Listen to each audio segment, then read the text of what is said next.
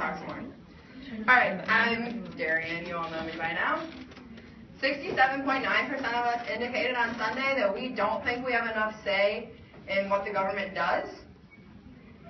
And however, through these first few days, we've discovered quite the opposite. We've learned to embrace diversity and strive to understand others' perspectives. And we pushed outside our comfort zones and taken initiative. We've done impromptu speeches, discussed political parties, and have run for office. We have grown as individuals and as a community in leadership, knowledge, and maturity through each of these opportunities. Now, the next step in empowerment as leaders is to believe that we can actually enact change at Girl State and beyond. I'm going to tell a little story about someone from my own personal hometown, my real life hometown.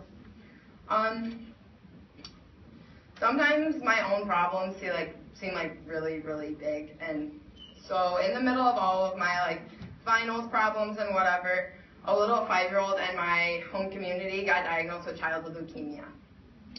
And all of a sudden my problems didn't seem as huge as I thought they were.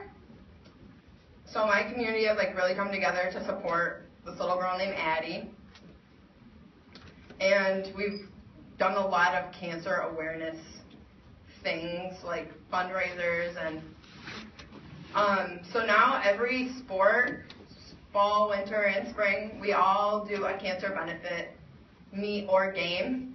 She comes to basketball games and she does tip-off, and she comes to gymnastics and she gets to do that stuff, and she goes to the baseball and the softball games and throws out the first pitch, and it's pretty cool that a 5-year-old can have that kind of impact on a community of 10,000 people.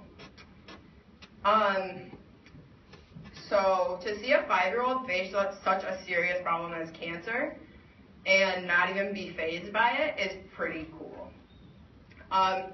So inspired by her courage, we as a community are keeping up with the changes to the circumstances with her. Families are closer because we've learned to really value each other. And healthcare is improving because we've come to appreciate the quality of life.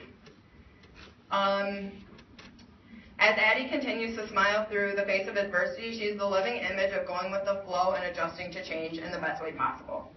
We as the Federalist Party can look to Addie as an example. She refuses to be held down by something she can't control. Instead, she's just trying to make a big impact in the most positive way possible.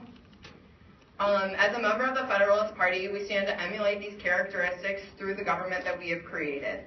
We have the opportunity to likewise initiate positive change. This change begins with each of us at the city, county, and state level. So looking ahead, as stated in the last line of the Girl State Pledge, we look to the future with optimism.